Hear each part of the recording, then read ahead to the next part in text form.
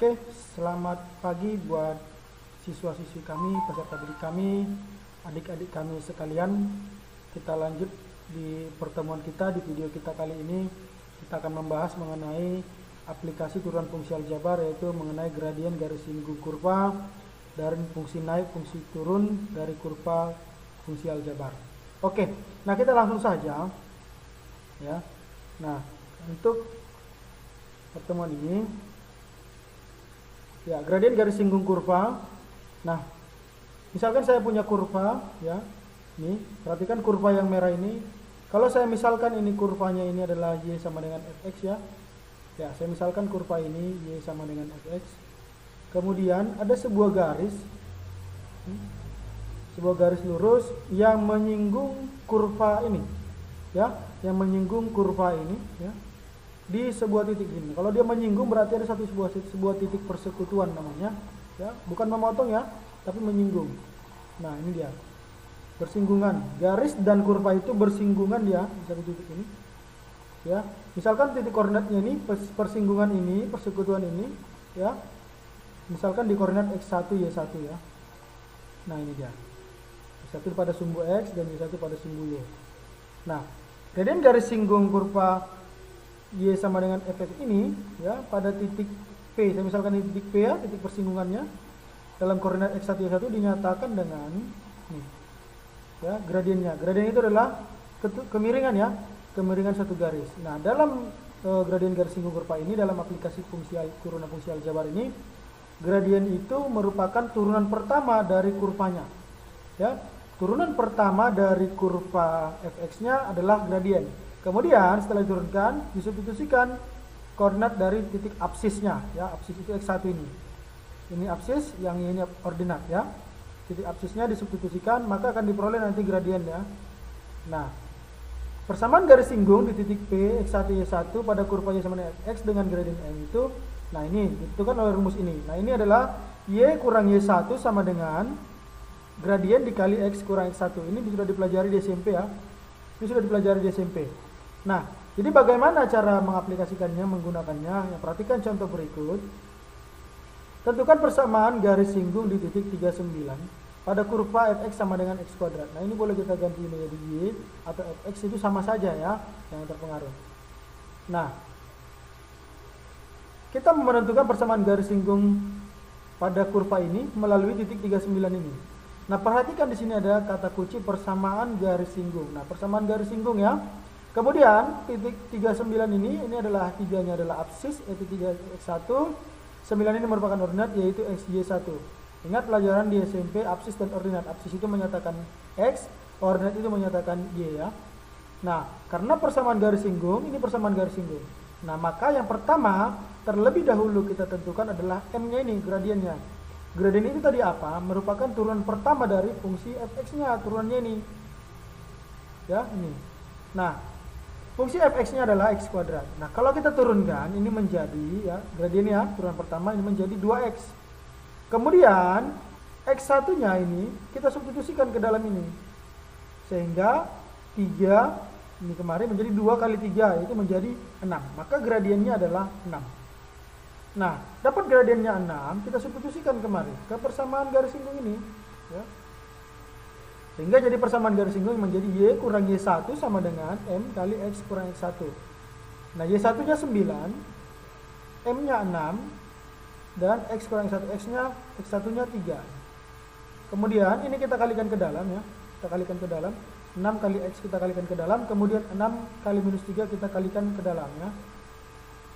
Nah, ini kalikan. Ini kali kemari, kemudian ini kita kalikan kemari. Sehingga ini menjadi y kurang 9 sama dengan 6x kurang 18. Kemudian yang minus 9 ini pindah ruas kemari. Ya, sini nanti dia menjadi tambah 9 ya. Tambah 9. Sehingga ini menjadi y sama dengan 6x kurang 18 tambah 9. Nah, kemudian y sama dengan 6x kurang 9. Kenapa? Karena minus 18 tambah 9 adalah minus 9. Oke, ini merupakan ya, inilah merupakan garis singgung ya. Garis singgung dari kurva ini. Fx sama dengan x kuadrat. Inilah garis singgungnya. Oke, kita lanjut contoh yang kedua. Nah, tentukan persamaan garis singgung pada kurva Y sama dengan 3x kuadrat tambah 4x kurang 5 di titik yang berabsis 1. Nah ini, di titik yang berabsis 1. Nah, kita pertama menentukan persamaan garis singgungnya dulu. Apa tadi rumus persamaan garis singgung? Nah, pertama lihat, perhatikan. X, Y di sini adalah koordinat. Koordinat ini adalah menyatakan, yang ini adalah menyatakan absis, dan Y yang ini menyatakan ordinat. Nah, di sini sudah dikatakan bahwa dia berabsis 1. Berarti ini absis, ini ordinat ya. Maka X-nya 1. Nah, untuk mendapatkan Y, X sama dengan 1 ini substitusikan kemari. Ya, substitusikan kemari. Sehingga ini setelah disubstitusikan menjadi 3 kali 1 kuadrat tambah 4 kali 1 kurang 5. 3 1 kuadrat itu kan 1. Berarti 1 kali 3, 3. 4 kali 1 kan 4. Berarti 3 ditambah 4, 7. 7 dikurang 5 sama dengan 2. Oke, dapat X-nya 1, dapat Y-nya 2. Maka absis dan ordinat itu adalah 1, 2. Absisnya 1, ordinatnya 2. Nah, setelah dari sini kita tentukan gradiennya. Ya, kita tentukan gradiennya. Apa gradiennya? Nah, gradiennya adalah turunan pertama dari fungsi fx ini, kan gitu. Fungsinya ini. Nah, setelah diturunkan, ini menjadi 6x tambah 4 ya, turunan fungsinya nih. 6x tambah 4. Kemudian kita substitusikan absis. Absisnya 1 kemarin. Kita gantikan sehingga ini 1. Berarti 6 kali 1 tambah 4. 6 kali 1 itu 6 tambah 4 berarti 10.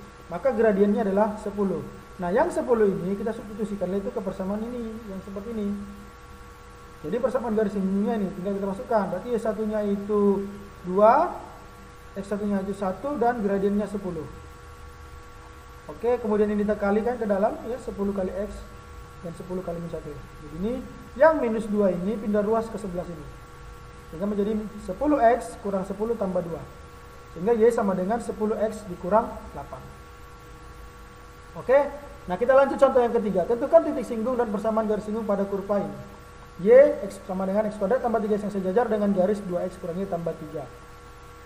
Nah, yang pertama kita ingat di SMP persamaan garis dengan gradien M ya. Y sama dengan MX tambah C, maka gradiennya adalah M. Koefisien dari si variabel X-nya ini. Nah, kita berangkat dari garis ini. Oke, 2X kurang Y tambah 3 sama dengan 0. Nah, ini saya pindah ruaskan kemari. Sehingga menjadi minus Y sama dengan minus 2X kurang 3. Ya. Kemudian saya kali minus nih. Saya kali minus biar jadi positif, ini jadi 2X, ini tambah 3. Sehingga ini bentuknya sudah sama dengan ini. Y sama dengan MX tambah C ya. Nah, sudah sama. Kalau sudah sama, berarti tinggal kita gantikan. Karena ini sudah sama dengan seperti ini, maka ini ya, adalah gradiennya, yaitu 2. Maka dapatlah gradien pertama 2. Nah, syarat garis singgung sejajar dengan garis 2X kurangnya tambah 3 adalah pelajaran SMP. Kalau dia sejajar berarti gradien pertama sama dengan gradien kedua, berarti M1 sama dengan M2. Maka karena M1 yang tidak dapat 2, maka M2 nya sama dengan 2. Maka karena M itu adalah gradien, ya turunan, berarti kita cari dulu fungsi Y-nya. Y sama dengan X kuadrat tambah 3X. Ini turunkan dulu. dy per dx sama dengan 2X tambah 3. Nah, karena gradien itu M adalah turunan, maka turunannya 2. Turunannya ini 2X tambah 3, ini sama dengan seperti ini. Karena gradiennya itu adalah M dan gradien itu adalah turunan, maka M sama dengan dy dx. Maka kita gantikan, karena M nya tadi 2, dy dx adalah 2X tambah 3. Nah, maka dari sini 2X sama dengan min 1. X sama dengan min setengah. Nah, X sama dengan min setengah, saya substitusikan ke Y sama dengan X kuadrat tambah 3X kemarin ya. Nah, maka didapatlah Y sama dengan min setengah kuadrat tambah 3 kali min setengah. Maka diperolehlah Y nya sama dengan minus 5/4. Maka didapat titik singgung. Titik singgung yaitu min setengah dengan min 5/4. Berarti X nya min setengah, Y nya min 5/4. Nah, sekarang karena sudah dapat titik singgungnya, maka persamaan garis singgung itu, ini persamaan tadi awal, Y kurang Y1 sama dengan M kali X kurang X1. Ya, sehingga kita tinggal substitusikan aja ini sebagai X1, yang minus 5/4 sebagai Y1, sehingga gradiennya tadi adalah 2. Nah, setelah substitusi menjadi kemari, Y kurang minus 5/4 sama dengan 2 kali X kali kurang min setengah ya. Sehingga ini jadi positif, ini juga jadi positif. Maka Y ini kalikan ke dalam 2x, 2 kali setengah 1 berarti positif 5/4, kita pindah ruaskan ke ruas kanan menjadi minus 5/4. Hingga ini 4/4 ya. Satu ini 4/4, 4/4 kurang 5/4 itu min 1/4. Maka diperoleh ini seperti ini. Y sama dengan 2x kurang 1/4. Nah, ini boleh kita lebih sederhanakan lagi, kita kali 4 saja. Ini menjadi 4y kali 8x kurang 1. Karena kali 4 ya, 1/4 kali 4 itu 1. Boleh juga seperti ini, 4y kurang 8x sama dengan min 1. Atau 4y kurang 8x tambah 1 sama dengan 0. Jadi inilah persamaan garisnya yang sejajar dengan garis ini. Inilah persamaan garis singgung yang sejajar dengan garis ini. Oke? Paham? Oke, kita masuk contoh yang keempat. Tentukan titik-titik pada kurva Y akar pangkat 3 dari X sehingga garis singgung kurva itu di titik itu tegak lurus dengan garis 12x tambah Y tambah 1. Berarti ini titik-titik singgung nih yang ditanya. Kalau katanya titik-titik seperti berarti lebih dari 1.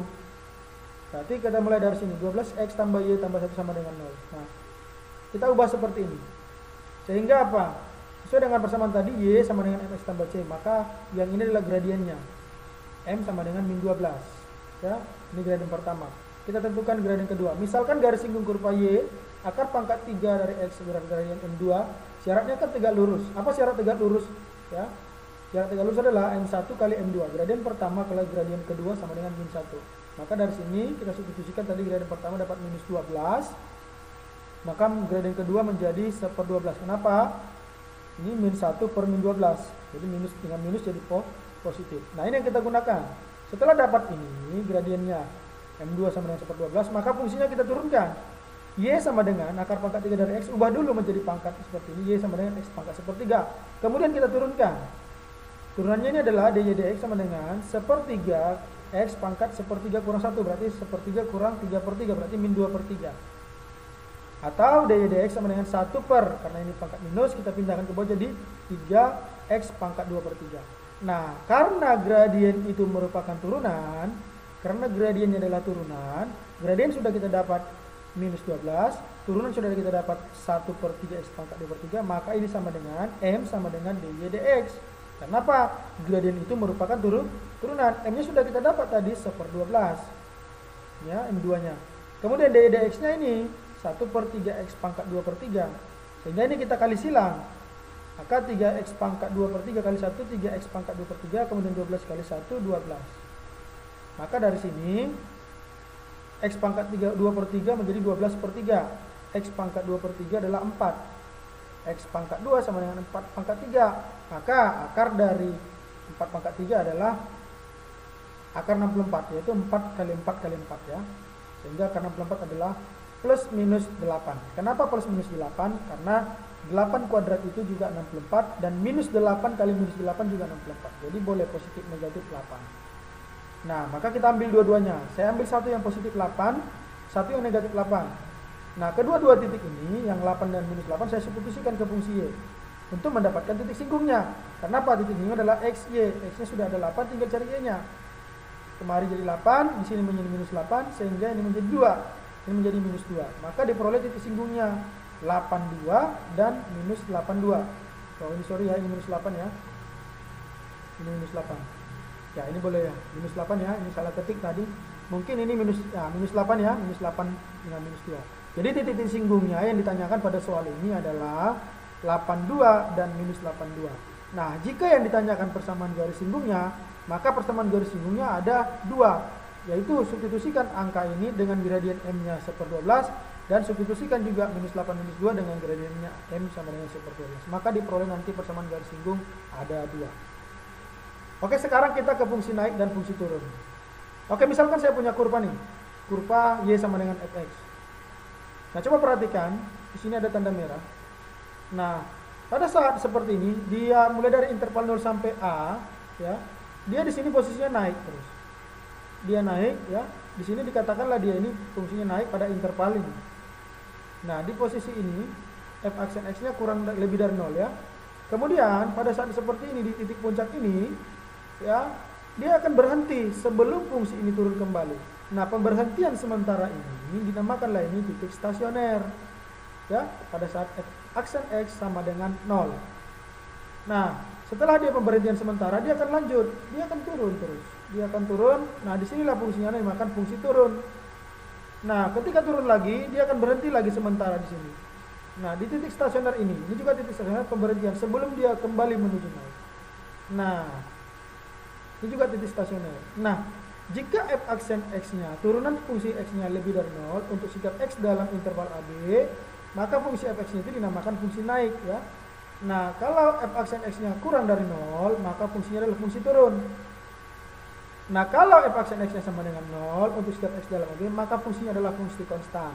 Atau bisa dikatakan dia merupakan titik stasionernya. Nah, bagaimana cara melihatnya? Nah, kita perhatikan contoh. Nah, perhatikan contoh pertama di sini. Tentukan interval di mana fungsi naik atau turun pada kurva ini. Nah, ini fungsinya. Nah, fungsi kurva ini syarat pertama fungsi naik. Kalau fungsi naik tadi dikatakan apa? Maka turunan pertamanya sama lebih dari 0. Nah, kita turunkan dulu ini. Maka turunannya adalah x kuadrat 2 kali 2 4x kurang 5. Ya, maka kita kemudian faktorkan. Dikali minus 5 dijumlah 4. Ini menjadi x tambah 5 x kurang 1. Maka x tambah 5 sama dengan 0. X kurang 1 sama dengan x kurang 1 sama dengan 0. Maka dari sini diperoleh x sama dengan 5. Dari sini x sama dengan 1. Nah, kita buat ke garis bilangan. Kita buat garis bilangan. Ya, yang lebih kecil di sebelah kiri, yang besar di sebelah kanan. Berarti minus 5 di kiri, positif 1 di kanan. Nah, kalau di sini merupakan daerah bilangan yang lebih dari 1, yaitu kalau kita buat tambah lagi ini bilangan di sini, ini di 2, 3, 4 dan seterusnya, maka dia lebih dari 1. Nah, di sini dia kiri, dia minus 6, minus 7, minus 8, berarti dia kurang dari minus 5. Nah, di tengah-tengah dia di antara minus 5 dan 1, atau x kurang dari 1 lebih dari minus 5. Nah, mana dari yang ketiga ini yang memungkinkan untuk menjadi himpunan penyelesaian daripada fungsi turun, fungsi naiknya. Nah, kita uji. Kita ambil sembarang x untuk diuji. Kita ambil ya, di luar minus 5 dan 1. Saya ambil 0. 0 itu di tengah-tengah ini. Oke, berarti kita cari yang tengah-tengah ini. Maka, saya substitusikan 0 kemari. Ke fungsi ini. Itu x tambah 5 x kurang 1. Nah, kita hanya mau menguji untuk melihat nilai positif atau negatifnya. Saya substitusikan kemari, 0 tambah 5 dikali 0 kurang 1. 5 dikali min 1, berarti hasilnya min 5. Maka ini hasilnya negatif. Nah, karena ini negatif, maka di daerah ini tadi 0 tadi kan kita ambil daerah ini, maka ini daerahnya negatif. Nah, biasanya ini berganti-ganti, positif negatif ya, sudah dipelajari di kelas 10 ya. Maka kalau ini negatif, maka di sini positif, di sini positif. Kalau di pinggir ini negatif, berarti di sini positif, di sini negatif. Dia akan berubah, berganti-ganti. Nah, sekarang kita lihat. Nah, karena yang diminta adalah lebih besar dari 0. Karena yang diminta lebih besar dari 0, berarti yang lebih besar dari 0 itu adalah yang positif. Maka yang positiflah yang merupakan himpunan penyelesaiannya. Ya, kalau dia yang negatif ya berarti kurang dari 0. Karena dia yang positif, karena ini yang positif, ya maka dia yang positif lah yang merupakan jadi himpunan penyelesaian. Ini yang diarsir ya. Ini yang diarsir. Ini yang diarsir ya. Nah, maka himpunan penyelesaiannya adalah ini, intervalnya adalah ini ya. Yang dua ini. Nah, kalau begitu maka himpunan penyelesaiannya bagaimana? Nah, ini dia. Berarti nanti himpunan penyelesaiannya adalah x kurang dari minus 5, x lebih dari 1 ya, itu himpunan penyelesaiannya. X kurang dari min 5, x lebih dari 1. Oke, sekarang kita ke fungsi turun. Nah, lihat syarat fungsi turun. Turunan pertamanya kurang dari 0. Nah, ini tetap kita pakai. Karena kurang dari 0 berarti yang negatif ya. Negatif. Maka karena dia kurang dari 0, maka kita ambil daerah yang negatif. Maka himpunan penyelesaiannya adalah yang ini. Kurang dari 1 lebih dari minus 5. Oke, nah kalau begitu fungsi ini naik pada interval tadi sudah saya bilang tadi ini. X lebih dari 1 atau X kurang dari minus 5. Turun pada interval ini. X kurang dari 1 lebih dari minus 5. Oke. Nah, kita masuk contoh yang kedua. Nah, fungsi fx sama dengan 2x pangkat 3 tambah 9x kuadrat kurang 13. Turun pada interval. Nah, pertama, kita turunkan dulu dia. F aksen x adalah 6x kuadrat tambah 18x. Nah, syarat fungsi turun. Turun adalah turunannya f aksen x kurang dari 0. Maka, f aksen x adalah 6x kuadrat tambah 18x. Nah, kita buat dulu 6x kuadrat tambah 18x sama dengan 0. Kemudian saya faktorkan Saya keluarkan 6x, ini menjadi x tambah 3. Ini sama ya, 6x kali x itu 6x kuadrat, 6x kali 3 18x. Dari sini 6x sama dengan 0, atau x tambah 3 sama dengan 0. Dari sini diperoleh x sama dengan 0, x sama dengan positif 3 pindah ruas menjadi minus 3. Kita buat ke dalam garis bilangan. Ya, yang lebih kecil di sebelah kiri ya, minus 3, yang besar di sebelah kanan. Nah, kita uji yang mana merupakan himpunan penyelesaiannya. Saya ambil x1, jangan ambil minus 3 dan 0 ya, tidak boleh. Kita ambil x-nya 1. X1 itu sama dengan di sini ya, di sebelah kanan 0 ini. Nanti tandanya kita buat di sini. Kita mau cari tanda dulu, kita substitusikan dia ke 6x kali x tambah 3. Ya, maka ini 6 kali 1 kali 1 tambah 3. Maka hasilnya 24, 6 kali 4. Nah, berarti ini positif ya. Nah, karena ini positif, maka di daerah ini yang di sebelah kanan 0 ini positif karena daerah tempat 1 kita ambil tadi ini. Maka di sini yang di tengah jadi negatif, yang di ujung jadi positif. Seperti saya bilang tadi, dia akan berganti-ganti. Maka perhatikan, karena yang diminta adalah kurang dari 0, berarti yang diambil adalah negatif. Yang negatif itu kan kurang dari 0. Maka himpunan penyelesaiannya ya adalah ini yang negatif. Inilah yang diarsir ya. Inilah yang diarsir, yang 0 ini. Maka ini himpunan penyelesaiannya. Maka yang di tengah-tengah ini, bagaimana himpunan penyelesaiannya yang di tengah-tengah itu? Maka fungsi fx turun pada interval di antara 0 dan minus 3. Itu x kurang dari 0 atau lebih dari minus 3. Itulah interval saat fungsi ini turun. Oke, demikian yang bisa saya sampaikan di pertemuan kita kali ini. Semoga dapat dipahami. Sampai jumpa kita di pertemuan berikutnya, di video yang berikutnya.